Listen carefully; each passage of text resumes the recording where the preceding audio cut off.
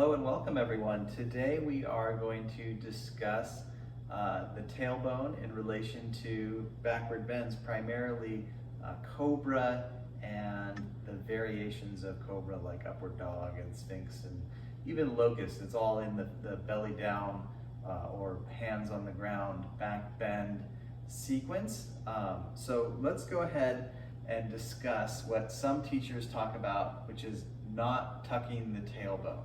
I know that certain yoga journal conference leaders put on actual workshops titled "Don't Tuck Your Tailbone" or "Never Tuck Your Tailbone," which is a little bit of a intriguing but misleading title for a workshop. So like a true tuck of the tailbone is having the pelvis like really under, see it's really tucked under, and ultimately you have a rounded lumbar. So teachers, my teachers and various other teachers you hear talk about like tucking the tailbone and cobra so that you're not like lifting and putting extra crunch into the sacrum and the fifth lumbar while you're trying to extend and open up into a back bend like cobra. So I've used those terms as a younger teacher. I don't really anymore, but I still talk about the theme that teachers were getting at was you don't want an excessive arch. So a little bit of a lengthening. Like I might say tuck your tailbone and standing, and I don't mean like actually stand like this. I just mean a drawing in of the core, and if you tend to especially have a accentuated low back curve, then a little bit of a drawing down of that part of the body to neutralize it and drawing into the core for support is very good. So let's analyze. And also the last video we did was about cat-cow, so the whole like never tuck your tailbone thing, like that's pretty silly because that's part of a classic yoga warm-up, doing like crow pose and various other poses where you need to really round to squeeze your core. Tucking the tailbone is crucial for that. But let's analyze the cobra position and why you obviously wouldn't do that. So when you're in a cobra, you're creating what's called extension of the spine, right? A backward bend. Now, if you're trying to create a true tuck of the tailbone while creating an extension of the spine, that is not possible because a true tuck of the tailbone would create a flexion of the spine, a rounded position of the lumbar spine, and you're trying to create an extension position, a backward bend position of not just the lumbar, but the thoracic and cervical spine as well. So what teachers have meant over the years by saying tuck the tailbone in a back bend is to really more press down through the pelvis and lengthen the tailbone back toward the feet. So that will prevent excessive compression in the lumbar spine. So really the term tuck the tailbone, which I can agree is perhaps not the best term, but what teachers are trying to impart is you don't want to have compression going in both directions. Like that was one of my issues with cat-cow. When you're dropping the belly and lifting the tailbone, you're not just compressing like this, you're compressing like that between the discs. So the sense of lengthening the tailbone and lengthening out of the pelvis and creating an evenness in the back bend, so it's a back bend that has fairly equal pressure through the low back and then the mid back and the upper back versus all the pressure in the low back, which a lot of people will put that into their cobra. Even flexible people, a lot of people's back bends, if people have a really deep lumbar curve, it'll just all go there. And that's a lot of compression that's isolated in one particular point, which is more likely to be injurious than evening out the extension and compression throughout all the many joints of the spine.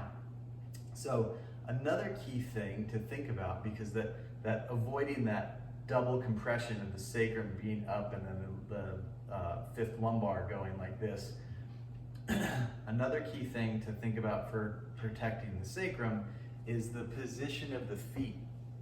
Students will often hear me say to have the knees rolling in, like in locust especially, because when your glutes flex, your feet tend to go out. and the knees that go out. And so if you're rolling your knees in, you're keeping your legs kind of neutral. It might be better if you see from the back, right? So when the glutes flex, and this is especially true when the legs lift. It happens in Cobra and other back bends too, but when the legs lift, like in Locust, the glutes flex and the feet don't have anything to ground to, so they're much more likely to roll out. So the heels are going in, the toes are going out.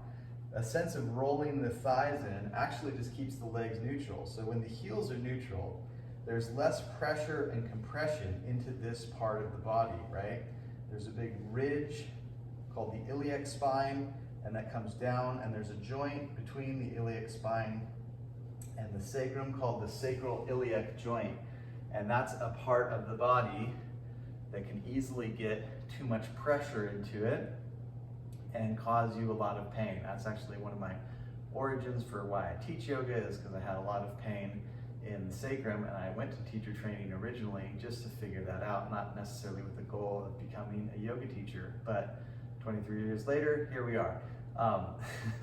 Anyhow, so a lot of times people have mentioned that it's confusing of rolling the knees in. So really it's just a sense of trying to center the heels, not let them roll in, and a feeling of the thighs going in actually just keeps them in a neutral place.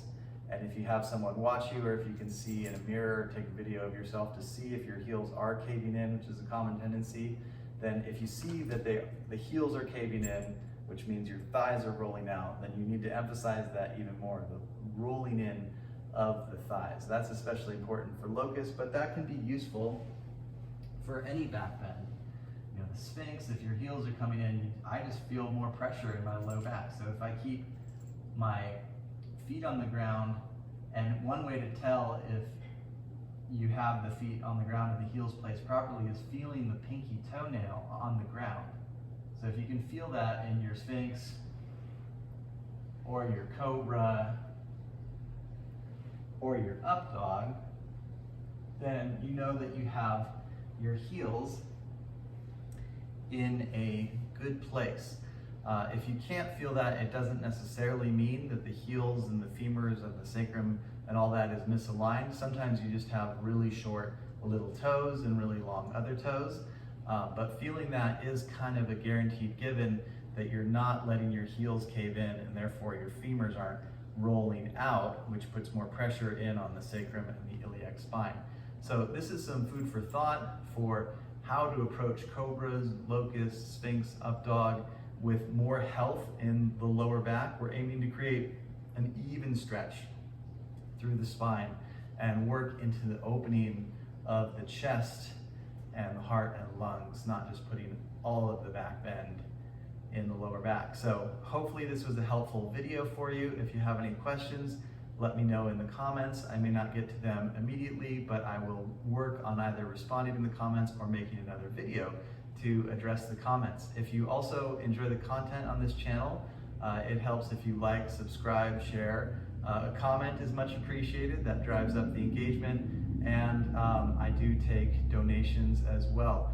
Look through the catalog of this channel for full-length classes and more details, but also know that we will be doing more breakdowns and workshop style practices for individual poses, or at least groups of poses, just like this. So thank you so much for watching, and hopefully you all have a wonderful